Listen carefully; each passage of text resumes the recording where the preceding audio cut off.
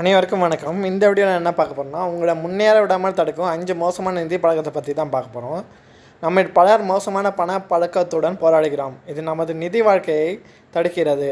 அதிகப்படியான செலவு முதல் சேமிப்பை புறக்கணிப்பது வரை இந்த பழக்கங்கள் மன அழுத்தம் மற்றும் நிதி உறுதியற்ற தன்மையை வழிவகுக்கும். அதிர்ஷ்டவசமாக விழிப்புணர்வு மற்றும் உறுதியுடன் இந்த முறையிலிருந்து விடுபட்டு நம்முடைய நிதியை கட்டுப்படுத்துவது சாத்தியமாகும். 5 பொதுவான கெட்ட பணப்பழக்கங்கள் மற்றும் அவற்றிலிருந்து விடுவது எப்படி சொல்லி இந்த வீடியோவில் பார்க்கலாம். தேவையின்றி ஷாப்பிங் செய்வது. மிகவும் பொதுவான கெட்ட பண பழக்கங்களில் ஒன்று தேவையின்றி ஷாப்பிங் செய்வது. குறிப்பாக ஆன்லைன் ஷாப்பிங் வசதியுடன் விருப்பத்தின் பேரில் பொருட்களை வாங்கும் ஆசைக்கு அடிபணிவது எளிது. இந்த பழக்கத்தை உடைக்க அத்தியாவசியமற்ற பொருட்களை வாங்காமல் இருக்க கூலிங் ஆப் காலத்தை பயன்படுத்த முயற்சிக்கவும். குறைந்தபட்சம் 24 மணி நேரம் காத்திருந்து வாங்கும் பொருள் உண்மையிலே அவசியமா அல்லது அது ஒரு ஆசையா என்று உங்களை நீங்களே கேட்டுக்கொள்ளுங்கள். கூடுதலாக ஒரு பட்ஜெட்டை உருவாக்கி அதை ஒட்டி ஒவ்வொரு மாதமும் விருப்பமான செலவினங்களை ஒரு குறிப்பிட்ட தொகையை ஒதுக்குங்கள். தகுதிக்கு அப்பால் வாழ்வது. பலர் சம்பாதிப்பதை விட அதிகமாக செலவு செய்யும் வழியில் விழுந்து கடன் மற்றும் நிதி நெருக்கடிக்கு உள்ளாகுகிறனர். இந்த பழக்கத்தை எதிர்த்து போராட உங்கள் வசதிக்குள் வாழ்வதும் தேவைக்கு முன்னுரிமை கொடுப்பதும் அவசியம். உங்கள் வருமானம் மற்றும் செலவுகளின் அடிப்படையில் ஒரு யதார்த்தமான பட்ஜெட்டை உருவாக்கவும். விருப்பமான செலவினங்களுக்கு முன் வீட்டு வசதிகள், பயன்பாடு மற்றும் மளிகை பொருட்கள் போன்ற அத்தியாவசிய பொருட்களுக்கு நிதி ஒதுக்குவதை உறுதி செய்து கொள்ளுங்கள். அத்தியாவசியமற்ற செலவுகளை குறைத்து தொழில் முன்னேற்றம் மூலம் உங்கள் வருமானத்தை அதிகரிப்பதற்கான வழியை தேடுங்கள்.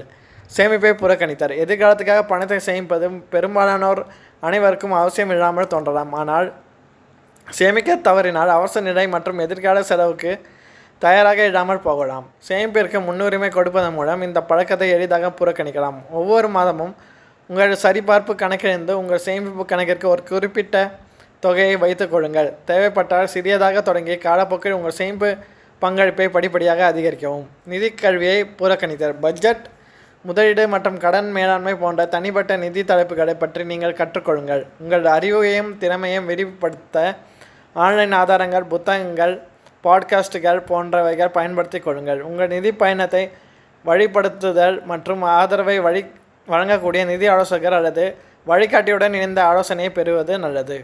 எதிர்காலத்தை திட்டமிடுவதில் தோல்வி. தள்ளி போடுவதில் உங்கள் நிதி ஆரோக்கியத்திற்கு தீங்கு விளைவிப்பதாகும். அது ஓய்வூதிய திட்டமிடல் மற்றும் உங்களின் இதர இலக்குகளை அடைய விடாமல் தடுக்கலாம்.